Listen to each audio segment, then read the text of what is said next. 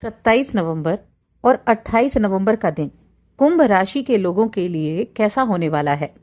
चलिए सबसे पहले इन दो दिनों के तिथि, नक्षत्र और योग के बारे में बात कर लेते हैं। जय माता दी दोस्तों, आप सभी का स्वागत है हमारे YouTube चैनल में। और देखिए यहाँ हम दो दिनों के तिथि नक्षत्र की अगर बात करें तो 27 नवंबर का दिन गुरुवार का दिन है। शुक्ल पक्ष की सप्तमी तिथि रहेगी। चंद्रमा कुंभ राशि में होंगे घनिष्ठ नक्षत्र में सुबह तक, उसके बाद शतभिषा नक्षत्र में आ जाएंगे। ध्रुव नाम का योग बनेगा और साथ में रवि नाम का भी योग बनेगा।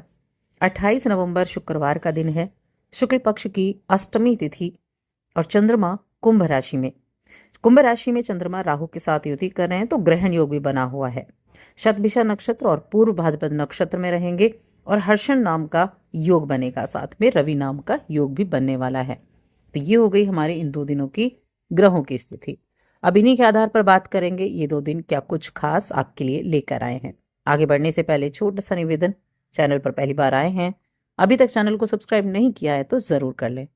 तो अगर इन दोनों दिनों की हम स्वास्थ्य की बात करें, क्योंकि दोनों ही दिन चंद्रमा कुंभ राशि में राहु के साथ गोचर कर रहे हैं, हेल्थ के मामले में मिला जुला दिन आपके लिए रहने वाले हैं। दोनों दिन अपने खाने पीने की चीजों पर आपको ध्यान देना है। दुरुस्त चुरुस्त रहने के लिए एक्सरसाइज वगैरह भी करनी है। लेकिन ये दोनों ही दिन आपके लिए आशा की किरण लेकर आए हैं। यानी जिन चीज़ों को आप करना चाहते हैं, जिन चीज़ों से आप परेशान हो रहे हैं, उन चीज़ों का निवारण भी हो पाएगा। कई तरह की परेशानियों से भी आपको छुटकारा मिलेगा। तो पॉजिटिव वाइब्स के साथ दिन की शुरुआत करें और साथ में पिछले कुछ समय में अगर कोई ऐसी समस्या आपके जीवन में आई थी जिसमें आपने देखा कि आप बहुत बुरी तरह फंस गए हैं, उसको चुनौतीपूर्ण तरीके से आप निपटा पाएंगे। यानी कि चुनौतियां तो वो थी आपके लिए, चुनौतियां तो वो हैं आपके लिए, लेकिन उस समस्या से निपटने का दृष्टिकोण आपका बदलेगा। लोगों को कई बार एहसास नहीं होता है कि वो चीज़ों को एक अलग नज़रिए से देखकर भी चीज़ों को सॉल्व कर सकते हैं, और यही एहसास आपको अपने अंदर जगाना है। अपना एक पॉजिटिव नज़रिया रखना है। पॉजिटिव दृष्टिकोण चीज़ों को बदल देता है, चीज़ों को बेहतर बना देता है। और प्रयास करने में कभी कमी ना रखें, निरंतर प्रयास करते रहना। और ये जो आपका निरंतर प्रयास है ना, यही आपको आगे भी लेकर जाएगा। देखिए वैसे तो जब चंद्रमा राहु के साथ होते हैं तो ग्रहण योग बनाते हैं, लेकिन ऐसा नहीं है कि राहु के साथ जब भी चंद्रमा होंगे तो वहां चीजें बुरी तरह से बिखरी ही रहेंगी या फिर मन पीड़ित ही रहेगा।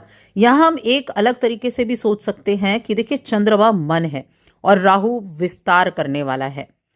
ठीक है, तो क्या आपके मन का, देखिए मन का वैसे भी विस्तार होता है। मन सबसे तेज चलने वाला है, यानी कि एक सेकंड में यहां और एक सेकंड में न जाने कहां पहुंच जाए, चांद पर भी पहुंच जाएगा मन तो इसीलिए तो ये जो विस्तार है ना, ये आप अपने इनोवेटिव आइडियाज को, अपने जो आपके पास आइडियाज हैं ऐसे, उन आइडियाज पर आप काम कर सकते हो। आपके सोचने का दायरा बढ़ सकता है। आपके पास कई तरह के लोगों से मिलकर काम करने का मौका आपको मिल सकता है। आपके छोटे छोटे से काम भी आपके उत्साह को बढ़ाने का कार्य करेंगे। और कभी आपका अगर मुश्किल दौर रहा हो और कुछ लोगों ने आपकी मदद की हो तो उनके लिए अपनी कृतज्ञता को भी आपको प्रकट जरूर करना चाहिए। इस समय अवधि में बिजनेस करने वाले जातकों के लिए काफी अच्छा समय रहने वाला है।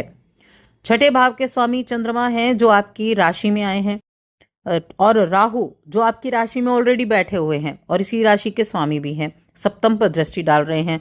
सप्तम भाव क्या है? बिजनेस का है, व्यापार का है, पार्टनरशिप का है। तो ये क्या होगा? बिजनेस में आपको गति दे सकता है। बिजनेस में अच्छे आइडियाज आपके पास हो, काम करने का अलग एक तरीका हो सकता है, सोच आपकी बदल सकती है बिजनेस को करने की। तो इसी तरह से चीजें आपकी बदलेंगी और बिजनेस के लिए काफी अच्छा ये दिन रहेगा। आपकी अपनी पेशेवर क्षमता बढ़ेगी और करियर में उसके द्वारा आपको नए दरवाजे खुलते हुए दिखाई देंगे। अपने क्षेत्र में आपको सफलता मिलने की संभावनाएं अच्छी खासी बनी हुई हैं।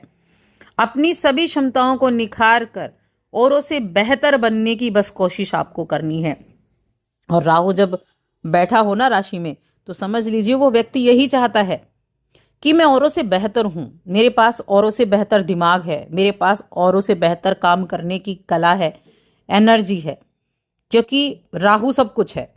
तो इसीलिए जो कुंभ राशि के जातक हैं उनके अंदर ये रहेगा और वो अपने काम को उस तरीके से करने की कोशिश भी करेंगे।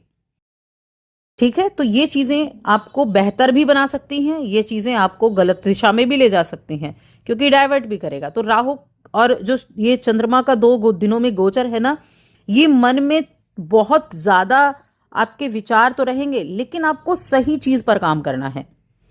और ये ऐसा समय है कि अगर आपने सही चीज पर आप काम कर रहे हैं ना, तो वो आपको आगे जरूर लेकर जाएगा। यही धन संपत्ति के मामले में अच्छा समय रहने वाला है। परिवार का सपोर्ट भी आपको मिलेगा। और ये जो प्रेम जीवन की अगर हम बात करें, वैवाहिक जीवन की हम बात करें, तो देखिए जिस आनंद की तलाश में आप हैं, अब आनंद कैसा, देखिए आनंद आपका कोई स्पिरिचुअल भी तरीके से हो सकता है। आध्यात्मिक गुरु से आप मिलने जा सकते हैं, अध्यात्म की तरफ आप जुड़े हुए हैं, तो किसी से मिलकर आपको बहुत आनंद की प्राप्ति होगी।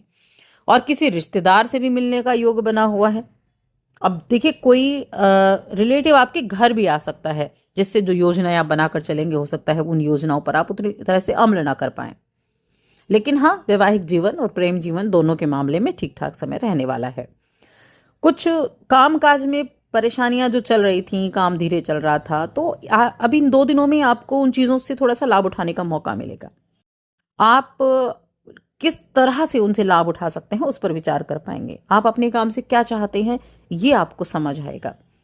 और हमेशा ना चीज़ों के बारे में एक बार फिर से विचार करें।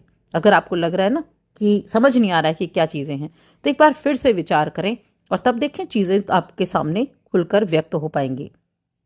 देखिए कहीं भी इन्वेस्टमेंट करना है, कोई भी अपनी पूंजी को निवेश करना है, तो कहाँ और कैसे पूंजी निवेश कर रहे हैं, इसके लिए सावधानी बहुत बरतें।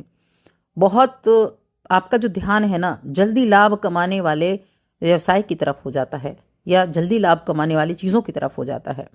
तो इसीलिए आपको सुरक्षित चीज़ों की तरफ जाना है, सुरक्षित व्यवसाय की तरफ जाना है।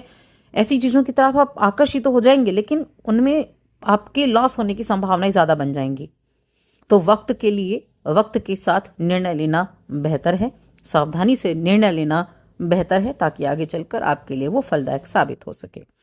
धीमी गति ही सही, लेकिन हाँ, शुरुआत से ही बड़ी जंग आप धीमी गति से जीत सकते हैं। इसीलिए ये समय आपके लिए बहुत कुछ आपको सिखाने का भी है। और अभी तो स्थितियां और अच्छी हो जाएंगी, आपके राशि के स्वामी भी मार्गी हो जाएंगे।